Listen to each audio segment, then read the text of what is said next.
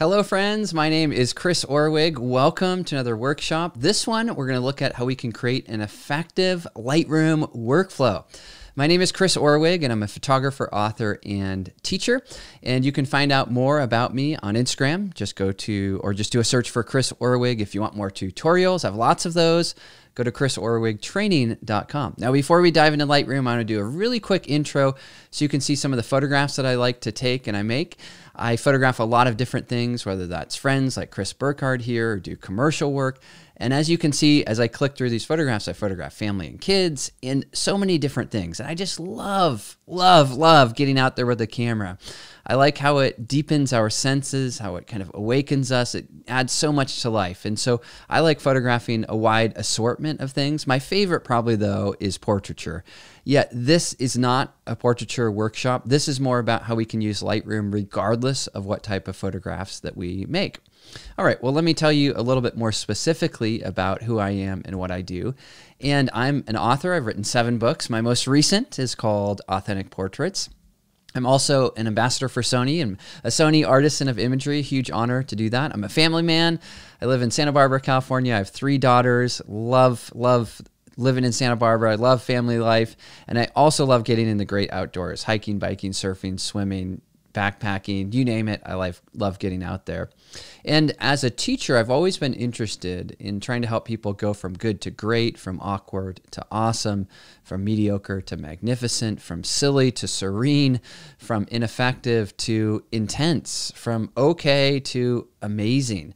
And this, of course, a lot of this has to do with the way we work with our cameras, but it also has to do with post-production as well. So we can go from 0 to hero. So in this seminar, I want to cover these workflow topics. I want to start off by talking about kind of basic batching of the images, collections, selections, corrections, exporting, and of course, sharing. All right, well now here we are inside of Lightroom Classic. You can see I have a folder of images and I have a lot of images, 763 that I captured for a recent shoot. And one of the first things I like to do inside of Lightroom is if you tap the E key, you can go to the loop view and you can just use the arrow keys to scroll through your images or tap the G key to go to a grid view. And you can use a scroll bar on the right to scroll through all the photographs. I like to do that to just get familiar. Do I have everything? Is it all imported? Yes. Then next I want to talk about basic batch processing. And I want to highlight how you can create a preset to apply all of this when you actually import the images to speed up your workflow.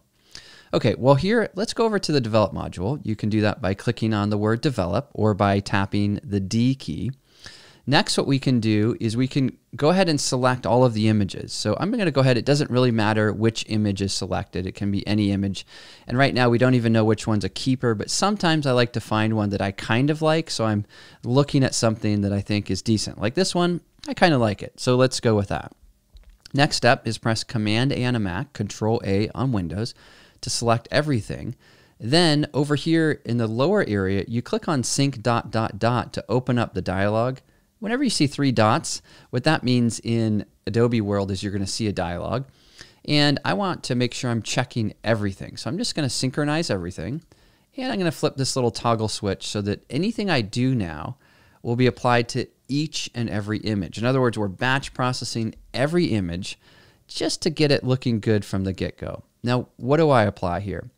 First of all, I should say I'm shooting with a Sony a7R IV. I think this shoot mostly was with the 24-70 G Master lens, so super high quality lens, super high quality camera. These settings will depend upon where you shoot, how you shoot, and the gear you shoot with. But for me, I know I'm going to need a little boost in exposure, a little bit of contrast, a little bit of drop in highlight, and a little bit of shadow. So I tend to find this is just like sort of a decent starting point for my images in the basic panel. Next step, we'll go down to the detail panel.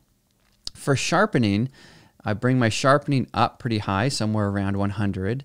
Because I shoot a lot of portraits, detail goes down because otherwise the skin is going to have some sharpening applied to it. If you're shooting architecture or textured stuff, maybe this value would be higher. Masking, I bring up a little bit. If you don't know how masking works, hold down the Option key on a Mac, Alt on Windows, and you can see how as you drag this to the right, it's creating a mask. Whatever is white will receive the sharpening, whatever is black won't. So I don't want to sharpen the sky. I have a lot of sky here, so I'm paying attention to that. And you can press the Option key or Alt key and with any of these, and you can see these different previews of how this will look. Okay, so basically I have some sharpening applied. Noise reduction, mid-range noise reduction for luminance, that's the brightness value, and a little bit of color noise reduction too.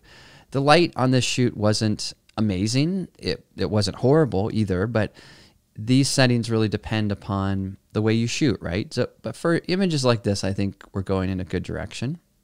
Next, for lens corrections, I like to shoot shallow, so remove any chromatic aberrations, and enable profile corrections that will remove any, maybe a little bit of vignetting around the edges or distortion. Now, here's something kind of funny. With this kind of a shoot, I kind of like a little vignetting, so I'm actually going to bring just a little bit of that back so you can see that it's going to remove the distortion, but also have a little, just slight bit of darkness around the edge. Again, totally up to you what settings you use, but this is just my own workflow. So to reiterate, I've done some stuff in the basic panel. Then I went down to the detail panel, all this stuff, and then I did some lens correction stuff. You do not have to add vignetting. Maybe I should take that off because I know some people are going to be like, I hate vignetting.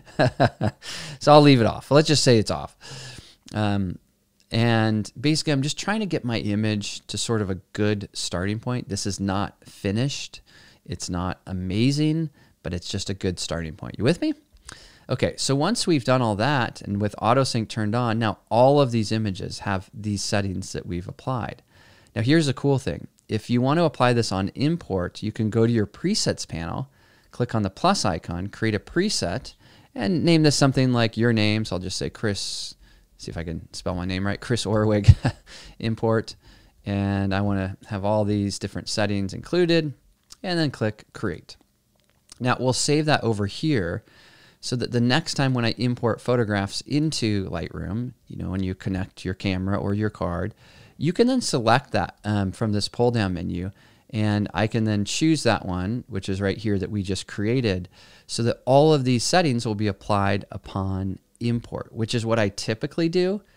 But I wanted to show you how to actually do it manually and how to create the preset, so that you can do that yourself as you move forward. Now you could have different presets, right? You could have an import preset for your studio work. You could have an import preset for your architecture, for your wildlife photography, for your landscape, whatever it is. So obviously customize it, but you want to have a good starting point so you're not having to process each and every image in the most basic way. So this first step, it's all about basic batch processing. All right, woo! You ready to move on to the next step? I'm going to deselect, Shift-Command-D on a Mac, Shift-Control-D on Windows. Now the next thing that I like to do, whether I'm photographing a wedding or my kid's sporting event or whatever it is to create some basic collections. And let's talk about a wedding, for example, because I think something we can all understand. For a wedding, let's say you shoot 3,000 photographs. And that's too many photographs to go through. So what you want to do is break it up into smaller groups. So you'll have something like a group which is, you know, the bride, or excuse me, the bride and the bridesmaids before the wedding. Then you have the groomsmen before the wedding. Then you have the ceremony. Then you have right after the ceremony. Then you have, you know, reception. And you have these little folders or collections is what we call them in Lightroom. And these help you to group together images in this way. So here's how I do that. And what I do is go over to collections, and the first thing you want to do is create a collection set. And this is something which describes the shoot. So I'll just call this 2021, and this is going to be the client name. Let me just say, I'm just going to say Camino Cielo shoot. So this is essentially a big set. So it's a big, almost like empty tub. Can you see that right there? Then inside of that, I want to create some smaller groups of images. And the groups of images are really going to be dependent upon what I have here. So the first location we have is this up top, kind of up by this rock. And I'm going to go ahead and scroll through till I see the end of that first location and that first outfit, which is to right here. So I select the first group of images, or this could be, let's say you're photographing on a safari. This could also be all the photographs you captured of an elephant or of a lion or whatever. Any way you can group it together can really help out. And then we're going to go down here and click Create Collection. We're going to put it inside of our collection, Camino Cielo. And just to keep this really really simple. I'm going to call this look 1. And it's because this was kind of a fashiony thing and there was a look. It could be location 1 or something like that. I'll include the selected photos and then click create. Next, I'll go back to my main folder here and I'm going to go down to the next grouping here. Let's call this look 2, where she's wearing a little bit of a beanie and a sweater. And that one continued down to where she put on a different hat. So I'll go to right here, select those. Now, rather than clicking on the plus icon, this time I'll press Command N on a Mac, Control N on Windows, and I'll call this one Look 2. I'm going to put it inside the same set there and click Create. That creates it down here. You may be wondering why all this effort here. You'll see in a second, so just stick with me. And then let me go down and let me just create maybe just a couple more here. We won't do this necessarily for everyone. I'm going to go down to this point, Command N on a Mac, and let's just call this look-3. But I do want this to be real, so that's why I think that's why I'm going through all these little steps here, so you can kind of see how it works. And then what we might have to do, we might just have to say, well, no, there's just 2 more looks. I think there's just 2 more. So let's do this. So Command N to create one more inside the collection set. Call this one Look 4. And I'm going to try to multitask while I finish this up. And the reason you want to do this is when you're editing your images, when you have groups of images like this that are smaller. So I now have groups, rather than 700 images that I have to go through, I'm setting myself up for success by only having to go through these smaller groups of photographs. So if we look at them, when I made a mistake, which is great, see how Look 5 isn't in this set here? Just click and drag it into the set if you make a mistake. If you want to rename it, right-click or control-click and choose Rename. So here's what I'm saying. This will give me a sense of progress. I'm going to say, hey, I'm going to edit or select or go through the first group of images in Look 1. So I'm going to do that. Then I'm done. I finished something. Great, good job. Then I'm going to do my next set of images. This one only has 95 images in it, right? Then I could go to another one. This one has 42. These are kind of bigger, so I'm going to need to sort of brace myself for those. The reason this is so important is if you were to sit down with one of the world's best photographers, and I've had a chance to do this. I've taught Lightroom to celebrities and to world famous photographers. If you go through their shoot, and even though they're amazing photographers, 1,000 images just kind of deadens your senses. You're like, oh my gosh, I can't look at another photograph. It's just too much. So we need to break it up into smaller parts. And that's what we're doing here. This will also help us later as we start to process our photographs. Have our Next, first let's take a look at how we can begin to make our first some image selections. in Look 1. Remember I said we're going to talk about our basic batching. And we're looking at what you want to do when you're making your selections is use a series of shortcuts. Now, you may already know these, so this may be a review for you, but those of you who it's new to, this can really help you out. You can press the numbers on the keyboard 1 through 5 to add different star ratings, 6, 7, 8, 9 for labels. And then you can press P for pick, U for unpick, and X for reject.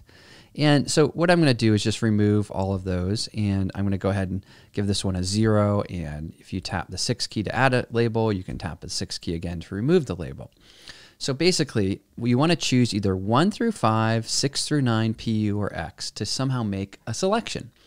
What I like to do is use star ratings. So I have one hand on my number keys, then I have the other hand on my arrow keys so I can move through the photographs.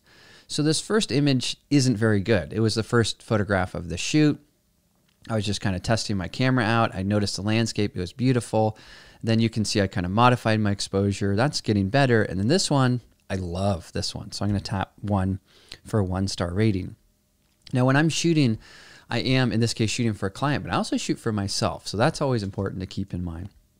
Then I'll use the arrow key, tap to the right. I'll add a 1-star to this one. This one, 1 star, this one, nothing. So nothing means I just tap the right arrow key. And I'm just looking for images that slightly kind of catch my attention. That one I love. That's one of my favorites so far that we've clicked through. And again, here I'm just going to go through these. And I'm looking for images that have a certain unique feeling. I love that one as well, 1-star rating. Now, I'm not going to do this through the whole shoot. The whole point of this was more to illustrate this idea of using the arrow keys to go through your images and then use a number on the keyboard to add a star rating. I like that one too, so gave that one a 1 star. That one too is The client will love this one. This is the kind of feeling she absolutely loves. And I like the wind. This was kind of this windswept, kind of free-spirited type of a shoot. You can tell by the garments and the jewelry and all of that. And it needs to have a little bit of a positive feel to it as well. So I'm looking for those images that have that. That one has strength to it. I like that one. 1 star, 1 star, 1 star again. 1 star for that one. Nothing for these. So basically I skip over the images that I don't like. And so in doing that, you can see how I've started to make a little bit of a selection on the photographs. Now this shoot, you can really tell I'm just warming up, sort of like trying to find a way to figure out how to work with a model, work with the location. And there are a few images that are successful, but my success rate is not very high. One of the things that happens to me when I'm shooting is that I know that that's the case. It's a little bit more exploratory, and that's okay. You know, it's okay to have that there as well.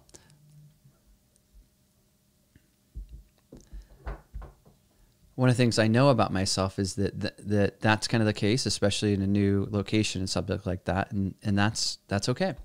Okay, so now that we've gone through, let's say, look 1, 2, 3, 4, and 5, maybe I'll go through one more. Actually, let's go to look 5, and I'll go towards the end of look 5 because there's some images I want to search for in here. I liked this one moment when we were up by this rock, so let me see if I can't find that moment. Okay, let's just see if I can't go ahead and find that. Maybe down here, I'll add a 1 star to that one, 1 star to this one. Like that as well. Yeah, I love that one. So add a few 1 stars. And the reason why I want to do this is just so we have another batch of photographs that we can work with. And 1 star to that one. That one's cool. Don't like those. I'm just tapping the right arrow key. They're a little bit underexposed too, right? And then there was some where I was shooting backlight. 1 star for that. 1 star for that one. And 1 star for these backlight ones. I love these. I love backlight. It's my favorite. 1 star there. So I'm using my arrow keys moving forward and backwards in order to select the images. Now, I know this is a little bit tedious to kind of watch me go through this one. That's why I'm not going to go through all of the images, but I am going through a handful to try to find those keepers and those ones that I think will work. Okay, great. Well, now that we've done that, what we can do is select a collection folder like Look 1. We can go ahead and flip on the option to view the images which are rated with a 1 star, which I have here. So here are the images that I've selected so far from that particular folder, which is really helpful, right? Because now I've kind of cleared away all of the rest of the clutter, and these are the photographs that I could start to work on. I could do that here in Look 5 as well. I can't do that in the other ones just because I haven't really selected those, but you get the gist for the images that we have to work on. So that's all about making selections. Now, one of the things that I will do sometimes when I have a lot of these collections is I'll make a second version of the collection with all of the keepers. So for example, right now, these are all the keepers that we have in Look 5. And let's pretend I went through the rest of the folder. And then we'll go to the plus icon and we'll choose Create Collection in the same place. And I'll call this one the same exact name, except I'll give this, I'll add something to it. Sometimes I'll name this Round 2, R2, or sometimes I'll name it something like Selects. And what this does is it just groups together the images that are my favorite from Look 5. So if I were just to click on it, I could instantly see all of those images there. I'll do the same thing for Look 1. Turn the filtering on, select Command A on a Mac, Control A on Windows, Command N on a Mac, Control N on Windows, and name this one Look 1, and we'll call this Selects. Include these in there. Now, the cool thing about this is I now have these 2 select folders right here, and these are the best of the best images. Now, not really because I'm not being super careful about my selections, but conceptually, and keep in mind this isn't about this kind of photography. This is more about the concept of going through. We did our basic batch workflow in the beginning. We did the collection second, and then we did some selections, and now with those selections, we're creating some other collections which can really help us out. The reason why I like to organize this way is I could have a client where I've delivered a shoot or an image to, or it could just be myself, where the client says, hey, I really like this image here. I'm wondering if there's another variation on it. I could then jump back to Look 5, and I'm right where that image was, and I could look at the other variations, perhaps one with a hat off, which I might not have inside of this folder. Now, if there's one that I don't have, like this one right here, which I know the client's going to love, I can always just drag that over to that select area. Or the other thing you can do is you can right click or control click on a collection, and you can choose to set it as a target collection. That makes it active as the target. And when you have it active, you can then use a shortcut to add images to it. So let's say that I scroll through my images and I realize that this image really belongs in Look 5 Selects.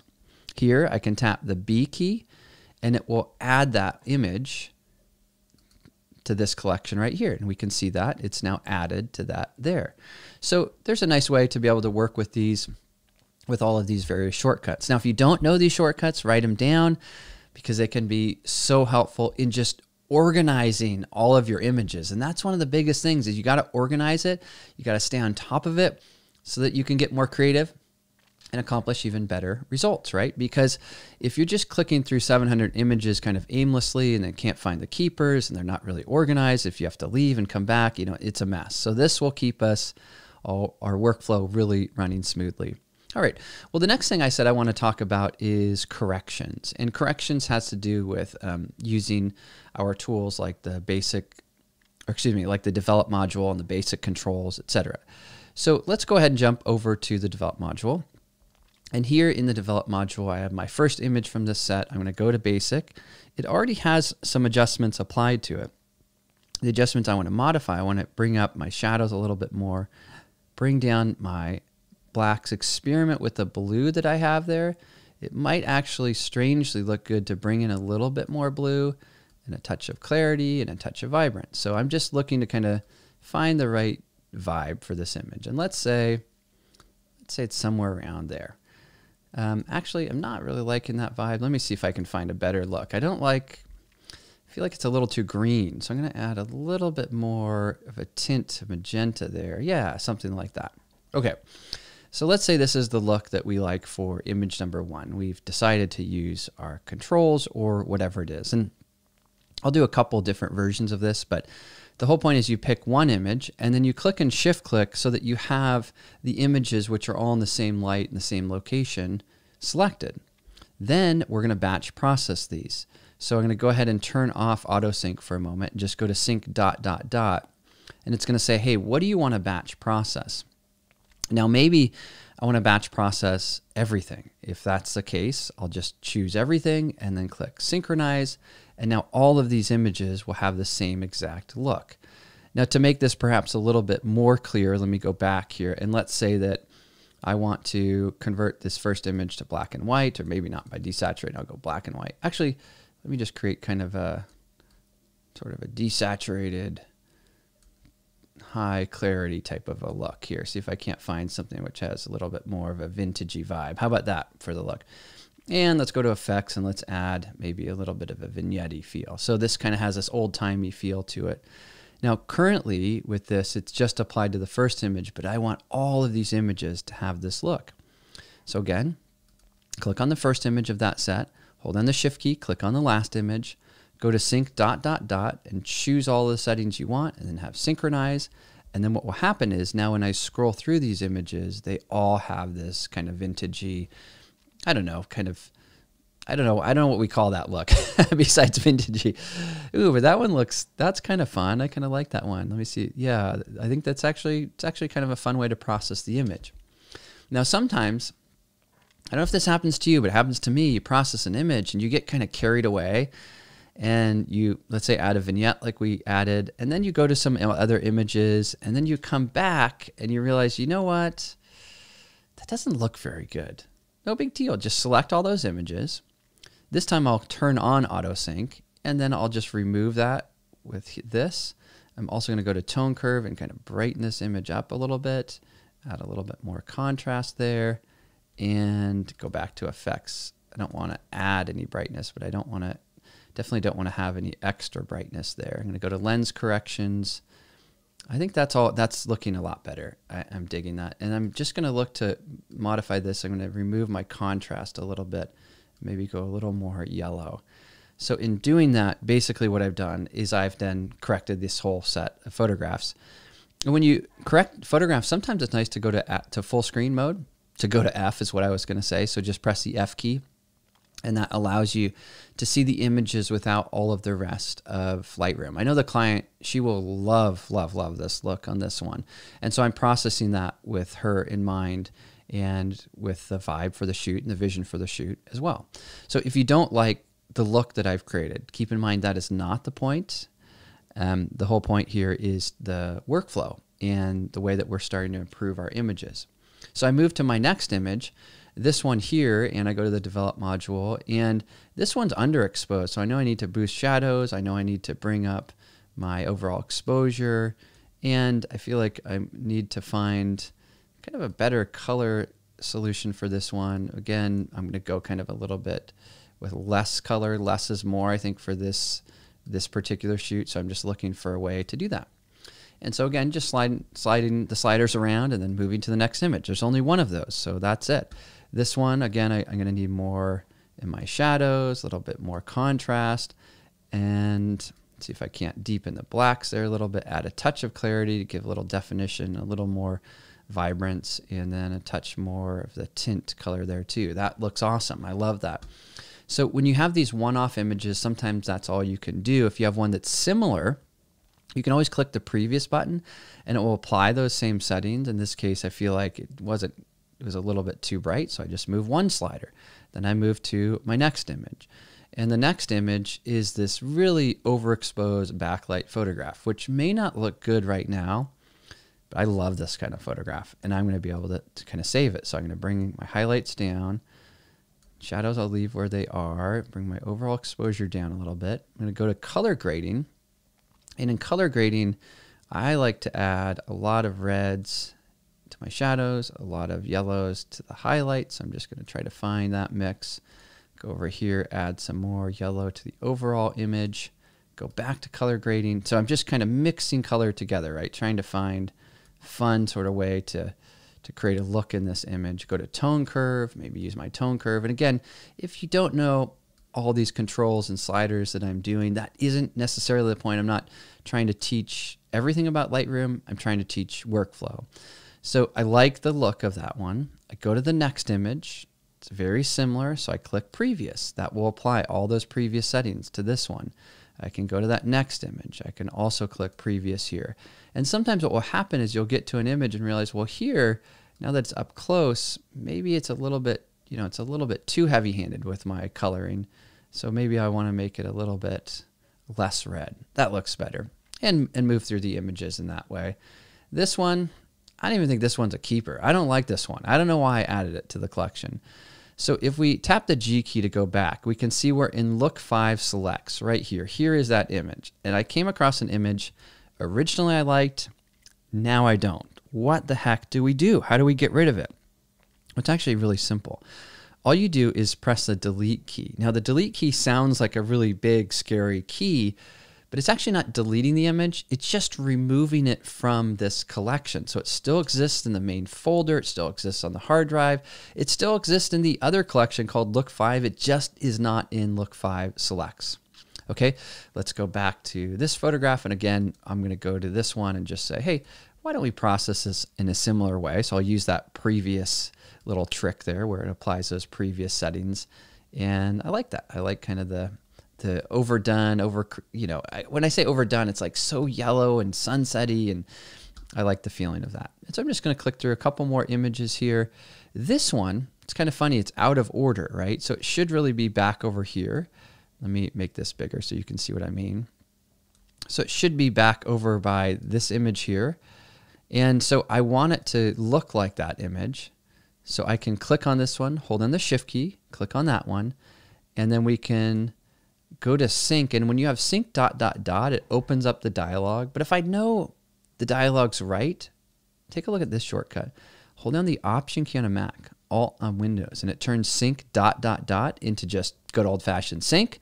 I click that, and then what it does is it synchronizes the settings between these two images. So they're now all the same. Okay, well, that's a little bit on making corrections. Obviously, we could do a whole day, a whole course. I think I have, an 8-hour course on improving your photographs and doing all of that kind of stuff. But here, at least I wanted to highlight some of our workflow and how we can start to use these controls use these settings and process and improve our photographs. Well, we are ready to move to our next segment for this. And the next segment has to do with exporting and then, of course, sharing. So let's do that next. All right, before we actually do exporting and sharing, I want to talk a little bit more about processing or improving our photographs. So here I'm going to tap the G key to go to the grid view. And I'll go back to our first folder and look at a different image. This is a landscape photograph. And I want to do a different photograph because so far I've only processed people photographs. And some of you are thinking maybe, well, I don't do people photography. So for a landscape photograph like this, what I'm noticing is that the shadows really need to come up and the overall exposure needs to come up, add more contrast, bring those highlights down, add more clarity, add a little bit of dehaze. That will add kind of that snap. And then as I look at this, I'm seeing a couple things regarding to the color and brightness. So I want to do something to the sky and something in the foreground down here. So I'm going to click on the icon, which allows us to make what are called graduated filter adjustments. Shortcut there is the M key. The one right next to it, that is Shift M and then K. So we're going to do the graduated filter. It's the M key. And then next from the pull down menu, I'm going to choose temperature. So I'm just going to have a little slight temperature, a little more shadow, a little more contrast, and just click and drag down here. And what I'm looking to do is to warm up the lower portion of the image. Can you see how that's happening? Let me zoom in on that. Zoom in on these mountains over here. Can you see how you now have, much more detail there, a little bit of clarity, a little bit of dehaze, and then also a little bit of desaturation too. So just looking to kind of stylize the way that that looks there. Dehaze is great, but if you go too far with it, it just looks crazy and it also does weird things to color. So you have to be really kind of careful with that one. And let's see if we can't find just a nice little combo of colors and look and warmth for those mountains down there. Yeah, that's better. Now if we zoom back out, I want to do another one for the sky. So click new.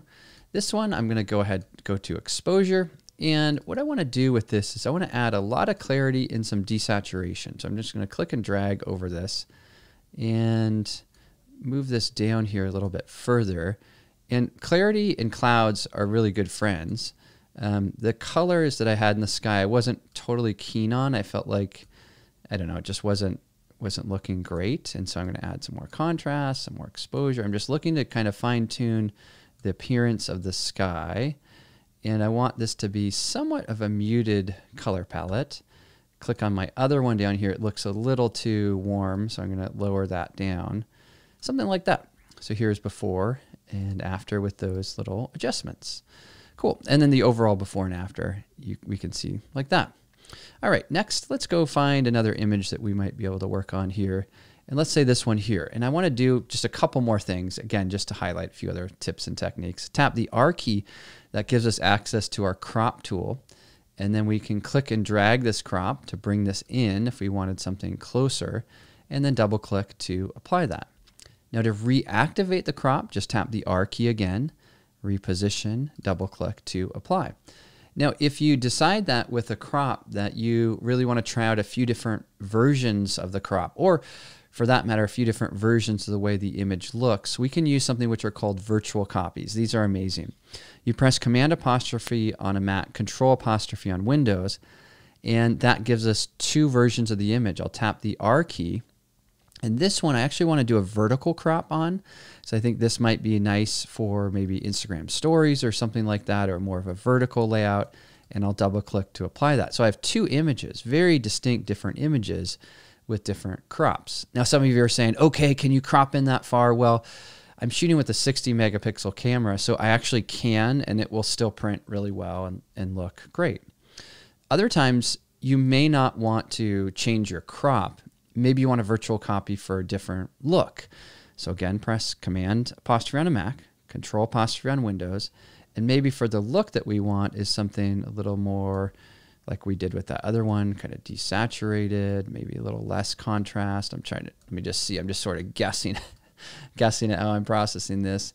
A little warmer, maybe a touch of clarity in there, and just looking to kind of try to make a little bit more of a nostalgic vibe. Go to Effects, a little bit of a vignette there. And with the vignette, if you aren't familiar with this, is exaggerate the amount, and then you can really figure out how the other sliders work. And then once you have that, then bring the amount back up And maybe we just want slight vignette around those edges like that. So here we have one version of the image, and then we have another. And then this one, let's add a little film grain here too. And maybe something like that. Then press Command apostrophe on a Mac, Control apostrophe on Windows, and tap the V key. That will allow us to go to create another version, which is black and white. And for this one, I'm going to add maybe more clarity, more contrast, and really look to explore how we can modify the way that this one looks. Go to BW controls, maybe bring up the oranges and the reds. And that one's looking kind of cool, except the dress is too bright down here. So press Shift M or click on the radio filter. From the pull down menu, let's choose highlights, drop those down, and click and drag this around this area. And you can see how I'm darkening that area, the lower portion of the image. Can you see that? And drag this out. Again, I'm not trying to teach everything about Lightroom, but I am just trying to give a few more, couple little teeny workflow tips in this. And I just want to do this so that it's not quite so bright down in that part of the image. All right. Yeah, well, I think that's pretty good. Maybe color grading. I'm going to add just a little tint of color here. A little bit in my shadows and a little bit in my highlights. So again, I just know the client loves to kind of have these sepia tone type of look in her images. And so I'm just adding that. And it can be an experiment. You know, if she likes it, great. If she doesn't, no big deal. Not that hard to change or modify. Okay, so the point with that last little thing on virtual copies, which is what I realized I really wanted to share, was that you can do it for cropping, we can do it for processing, we can do it really for anything under the sun, and it doesn't require a lot of extra effort, except when it comes time to exporting and sharing. Because here's why. When I'm ready to send these images to the client, I have to decide, well, do I want to send all of these images with all of the virtual copies, or were those virtual copies just kind of playing around and they didn't really get anywhere? Well, what you can do is you can go up to attribute up here and you can say, hey, show me just the photographs, which are the main photographs, the ones without virtual copies, or include those virtual copies in there. Can you see how the 3 virtual copies are there? Now they're gone. So it gives you the ability to sort and view based on what you have, or you could say, just show me the virtual copies. And then we could look through those and we could put those in another collection or put them somewhere else. But I just wanted you to be aware of those little options there. All right, well, now that we've done that, let's talk about exporting. I'm just gonna export the photographs, the master photographs. So I'll click and shift click. I'll go over here, I'm gonna hold down the command key and I'm gonna click on my other selects collection. So I could do this as many times as we need to. So I have all of those photos there. I'll press Command A. So I'm selecting all of the best photos from this entire shoot. Again, not really, because we didn't click through all, I don't know, what was it, 700 photographs, right? But we're just saying this is what we want to deliver to the client, or this is what we're ready to send to the printer, or this is what we want to share on Instagram, or whatever it is, whatever you want to do. We want to get these out of Lightroom. Now, here's something really interesting to think about with Lightroom. You never save a file. That's because the adjustments are saved in the Lightroom catalog, kind of behind the scenes, and they're only applied once you export. And that's why you can work so quickly in Lightroom, which is awesome. So I want to apply all of these settings to these images. So I go to File and I choose Export. This will open up our export dialog and give us some options here. And I'm just going to close these up so we can kind of focus in on what we have, and maybe I'll expand that like right around here. I'm just going to try to find the ability to be able to see some of these things. And what I want to do is just highlight how we can walk through all of these options here in order to export our photographs. So first one, export location. We want to save these to a specific folder. So I'll just go ahead and choose my desktop, and I'm just going to name this new folder Camino Cielo. Click choose, and that's going to save there. I don't need them in a subfolder, so that was just left over from previously. File naming. I want to rename these two, and I would do something like client name, because you don't want to deliver your client files with really weird file names. I'm going to have a start number. There are no video files, so don't need to worry about that. Nothing there. File settings. Now this is important. I'm going to save these out as JPEG. This particular client, actually, these images only go on Instagram on their website. So I can choose JPEG and sRGB, quality setting somewhere in the high 90s. Then image sizing, I can resize these to fit a certain size. And what I've found with this client, about 3,500 pixels on the long edge at resolution of 72 works well. But of course, choose whatever it is that you want to do. I mean, as you go through these. Output sharpening, I find that the standard sharpening for screen works really well. Metadata, I'm not going to include any there. Watermarking, definitely not going to include that. Post-processing, after this is done, just show me these in the Finder. So here I'll click export, and what it will do is it will go through that process of exporting these files. Now this will take a second because these are really huge files. So let me go ahead and speed this up, and then I'll join you in a second.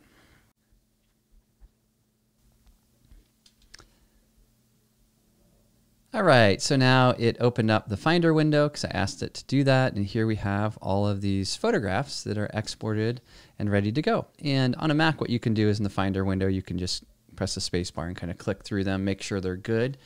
Another thing that I'll do at this point is if I find an image that I really want to maybe share like on Instagram or something like that, I'll right click or control click it. Excuse me, right click is the only way to do this because this only works on a Mac, and I'll airdrop it to my phone.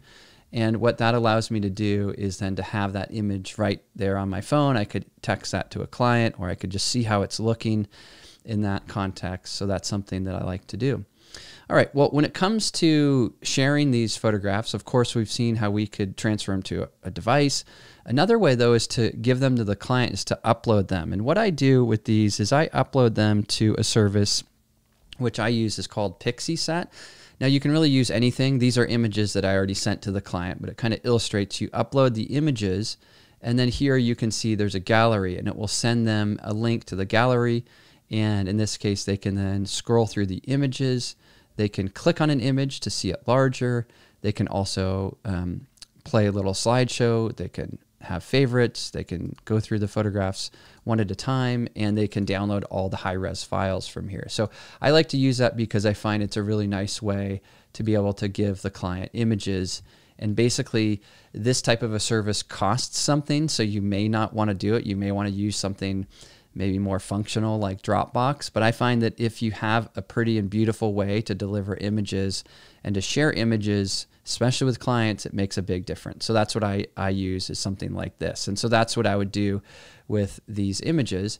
And to go through that kind of process, let me just create a new little gallery here. I'll create a new collection, and we'll just call this one Camino Test. I'll click create, and then I'll add some photos, and then we'll go ahead and open up the Finder window, drag those in. And what this will do is it will upload all of these images, and then we can create a title for the gallery, and we can share the images in that way. So let me speed up this process so that you can see this, and we'll take a look at these. And then now that that's complete, we can just do a quick preview of this, and this will show us the photographs, and we can scroll through those like we saw with the other ones. And this is a great way to do this. And what happens is when we're done with this, it's just a matter of publishing this. And then, of course, from there, there's a share feature, which allows you to share those. Now, I don't get anything from doing this or from sharing this with you guys. It just wanted to show you my own workflow and my process. There are plenty of other services like PixieSet that allow you to do this, but I find if they get this nice, beautiful email with all this information, they're stored up there for them. It just it helps me to be able to go further in my career. So it's one of those little bonus things. All right, well, on that note, let's jump back to Lightroom for a second, and let's jump back to our overall workflow and just highlight a few things here. The first thing we talked about was selecting all the images and applying some adjustments to all of those. I call that basic batching. You want to batch process those, like a little bit of contrast, some noise reduction, a little bit of sharpening, basic stuff, right? We created a preset so you can do that on import. The next thing we looked at was working with collections, and we talked about how we can use those collections as a way to organize and group together our images. Then we had selections using stars, labels, or flags. From there, we did some corrections or improvements. And then, of course, we looked at exporting and sharing. Well, on that note, we have finished the end here. I hope you enjoyed this course. Would love to hear from you. You can follow me on Instagram at Chris Orwig. Just do a search for my name.